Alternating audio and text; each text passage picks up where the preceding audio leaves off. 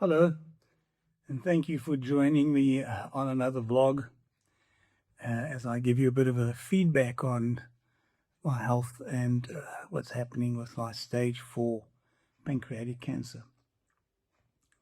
So a few days ago I dropped a short video just as I was arriving at the hospital and had decided to go and have myself checked in because of the pain I was suffering in my kidneys and in my bladder. And so, well, let's take it 3 weeks ago, I'd been in hospital with heart failure and coughing, and that was a rough ride. Came home, that got a bit better, and then suddenly this pain. And it was no ordinary pain, let me tell you. It was terrible. I actually thought I had a kidney stone. I've had several in my life, and was convinced it was another one. And so off to the emergency room, and you know, anyone who's ever been through that, it takes a while to get through that. Finally in a bed and being checked out and admitted, and later in the afternoon into x-ray and a sonar, and basically no kidney stone they could find. But it turned out to be quite a severe kidney infection and bladder infection. And eventually turned out that I had an E. coli infection, which the last time I had it actually gave me a septic shock. But anyway, the doctors started to fill me up with painkillers, and I can tell you I wasn't complaining, because that really made a difference, just being able to handle the situation. But as the days wore on, I was on more and more painkillers, and wasn't thinking that straight. It wasn't very bright. It was a very difficult season, and I ended up being in hospital 9 days. And slowly it did get better, and 2 days ago I was released, and the infection is over, and things are getting better. But it's been a difficult time, you know, when the focus is cancer, and everything that happens is you immediately sort of ascribe to that. And then to get other comorbidity type illnesses is very frustrating, and because now they have to deal with other stuff as well, and then how things interact, and how medicines interact. But by God's grace, I've gotten through this one, and I'm home. It's been hard walking. This is really one of the hard things, is I actually almost couldn't walk for a day or two, and the rest of the time I had to really hang on to people and things. Now my son is given me this wonderful walking stick just this past Father's Day.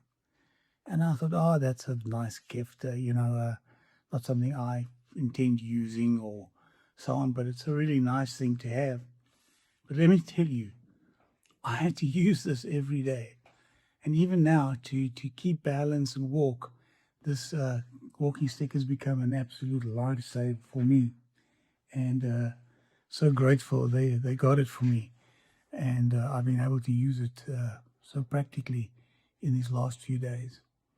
Today's been a bit better in that I can walk most of the time without a stick, but I have to focus. I have to hold on to things and walls and anything that I can just to get into the next room.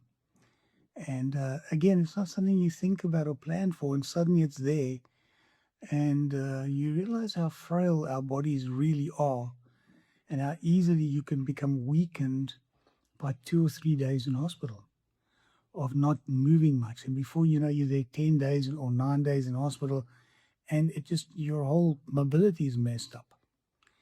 But by God's grace, much better and doing well. Thank you for all those who called and visited and sent messages. It's been such a blessing to have folks come and pop by, those who were close enough to visit, and so on. So what about the cancer now?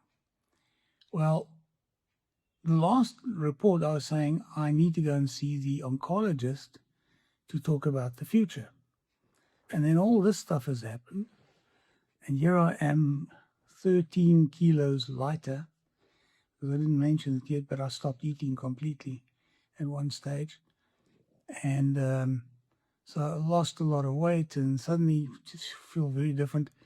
But I am still in that same position as I was after the last MRI. I have to go and see the oncologist. Waiting for an appointment now. Could be in the next day or so. We hope it'll be quick. And remember, my last MRI came back saying the growth in the liver had all doubled in size and had multiplied. And so basically that chemo wasn't working and that it's now time to do something else, if anything.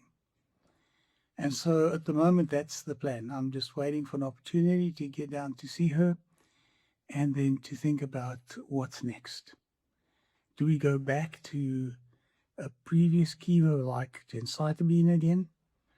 Obviously, the fulfurinox is not working.